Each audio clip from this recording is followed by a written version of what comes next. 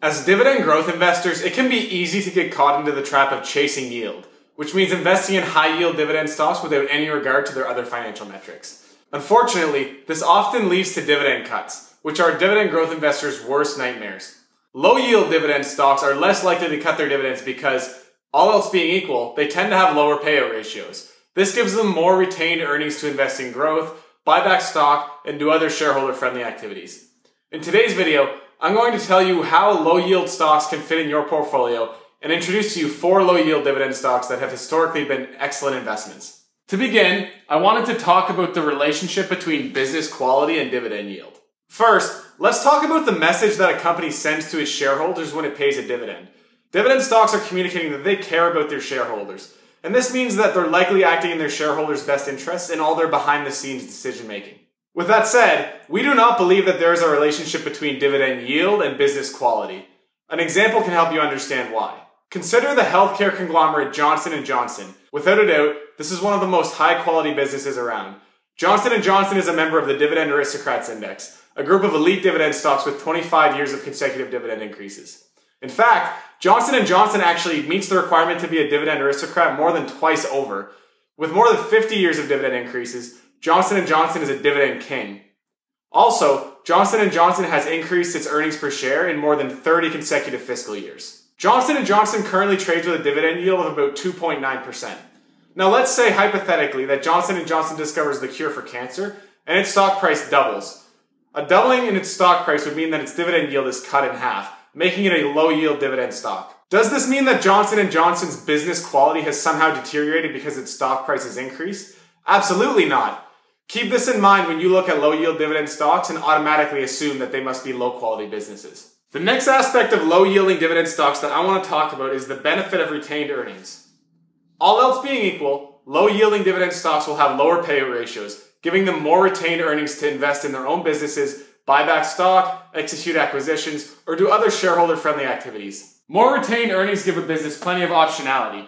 It allows them to perform a variety of actions that are beneficial to their shareholders, including hiring more employees, investing in new property, plant, and equipment, increasing research and development budgets, or repurchasing shares to build per-share value. Generally speaking, low-yielding dividend stocks should be able to grow faster than their higher-yielding counterparts. This means that more of their returns will come from capital gains rather than dividend yield. That brings us to our next topic of discussion, the tax benefits of investing in low-yield dividend stocks. When an investor collects a dividend payment, they must pay tax on that dividend immediately. This is not the case for capital gains. In fact, capital gains tax can be deferred until you actually sell the security. If an investor never sells, they never have to pay the capital gains tax. This effect is even more pronounced with low-yielding dividend stocks, because more of their returns tend to come from capital gains rather than dividend yield. As individual investors who usually have to pay tax on our investment gains, this is an important fact to keep in mind when it comes to low-yielding dividend stocks. In the last section of this video, I'm going to introduce to you 4 low-yielding dividend stocks that have historically been excellent investments.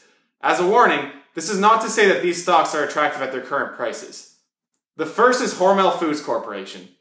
Hormel's dividend yield has often traded between 1.5% and 2%. The company has compensated investors for this yield with an exceptionally long streak of dividend growth. In fact, Hormel is a member of the Dividend Kings, a group of elite dividend stocks with more than 50 years of consecutive dividend increases. The second low-yield dividend stock that we'll discuss in this video is the Walt Disney Company. Disney's yield has often been below 1%, and yet, Disney's historical investors have been handsomely rewarded. An investor who bought Disney 10 years ago today would have realized annualized returns of more than 14%. Next up is General Dynamics, the well-known military and defense contractor. The company's current yield is under 2%, and yet, General Dynamics is a member of the Dividend Aristocrats, a group of elite dividend stocks with more than 25 years of consecutive dividend increases. The fourth low-yield dividend stock that we'll discuss is Sherwin-Williams, one of the world's largest paints and coatings companies. Like General Dynamics, Sherwin-Williams is a dividend aristocrat. Moreover, the company has delivered total returns of more than 25% per year over the last decade. Thanks for watching this video, which explained how low-yielding dividend stocks can fit in your portfolio. I invite you to subscribe to this channel and like this video, which will help more people discover SureDividend's investor education videos. If you're interested in learning more about our quantitative approach to dividend growth investing, I invite you to check out our website at www.sheredividend.com. I'll see you there.